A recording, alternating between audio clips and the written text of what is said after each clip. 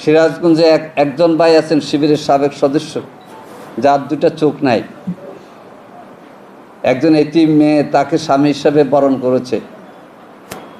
আমি বলি যে তার সন্তান চেহারা কি সে তো জানে না,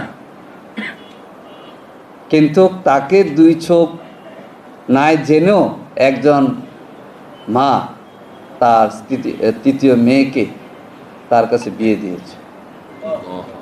একটি পা নাই, একটি পায়ের অর্ধেক নাই, চোখ নাই, হাত আছে আঙ্গুল নাই, কান আছে শোনে না।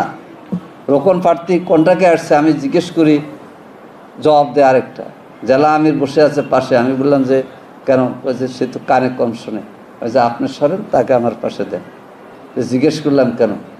বলে যে শহীদ নোমানি যেদিন শহীদ হয় সেদিন রাজশাহী ইউনিভার্সিটিতে আমাদের অনেককে গ্রেপ্তার করেছিল, তার মধ্যে আমি একজন ছিলাম। বা রাত্রে রিমান্ড এই পুলিশের গোয়েল ইয়েতে অফিসে নিয়ে, এটা কি এসবি কে নিয়ে গরম পানি ঢুকিয়ে দিচ্ছে আমার কানে। ভাই ওই সময় থেকে যে কানের পর্দা ফাটছে, এক কানে শুনি আরেক কানে শুনি না।